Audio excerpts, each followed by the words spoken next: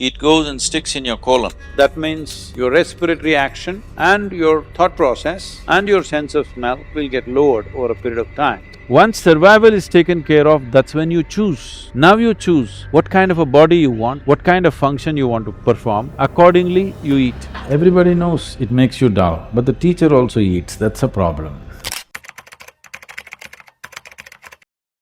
If you eat too much of tuberous material like potatoes and other tuberous substances, you will generate gas which is below the navel. Once you generate gas there, your prana between the navel and the pit of the throat will not function as it should, and the dynamism levels in your system will go down. Among the vegetables, things like radish, this is one of the few things which grow underground and still positive. Carrot, radish, all the other tuberous material like potatoes and potato family are zero pranic, but they cause what is called the stamas. Stamas means it brings a certain inertia into you. We generally advise students and meditators not to eat potatoes and its family because they increase the sleep quota. Both for the student who's studying and for the meditator, the biggest enemy is the sleep, you know. If you close your eyes and sit, if you open the textbook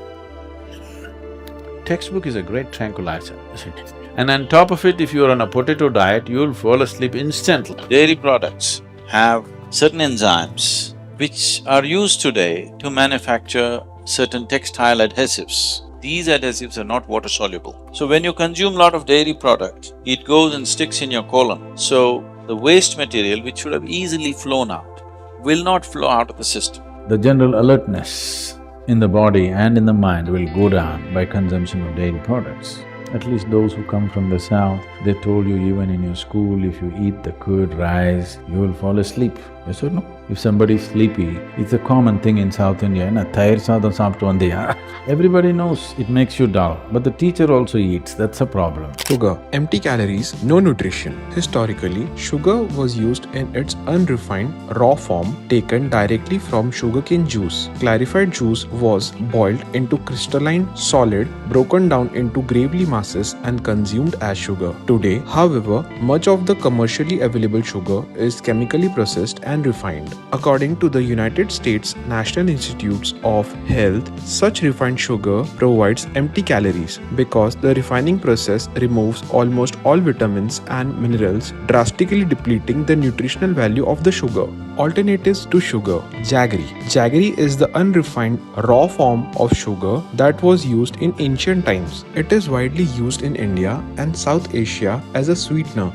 It retains the minerals, nutrients and vitamins present in sugarcane juice. It is used in Ayurveda, the ancient Indian medical system, to treat dry cough, improve digestion and to cure a host of other health issues. Today, superphosphate is added in some types of jaggery as well. White, neat-looking jaggery is superphosphate jaggery. It should be avoided. Instead, go for the ugly, dark-looking jaggery. Alternatives to sugar: honey. Honey is a wonderful natural substitute of sugar. Daily consumption of honey can do a lot, especially for people with excess mucus problems and asthma. Honey is very good for the heart and brain, and it keeps the mind alert.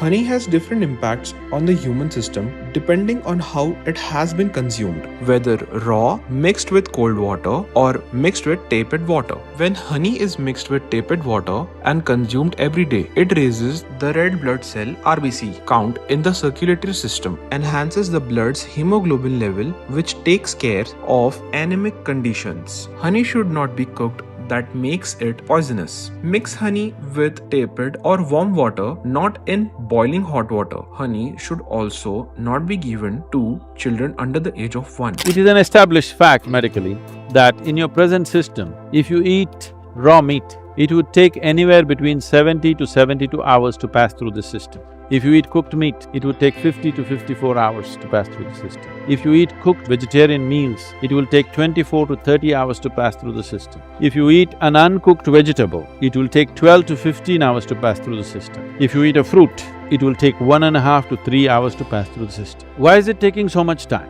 Because essentially the alimentary canal in a human being is about 24 to 36 feet long, this whole pipe that's going from lip to the anal outlet. In all the herbivorous animals, this is a feature that their alimentary canal is approximately 5 to 6 times the length of their body. In all the carnivores, it's only 2.5 to 3 times the length of their body. Or in other words, all the meat-eating animals have a very short intestinal length. All the herbivores have a long intestinal length. So, because vegetarian food passes through the system quickly, so the design factor of length has been designed like. So when you eat meat and keep in the system for a long time, definitely it's a hotbed for illness. In many ways, you will create it. To get free tips on food, health, Ayurveda, lifestyle, and yoga by Sadhguru, please join our WhatsApp and Telegram link below.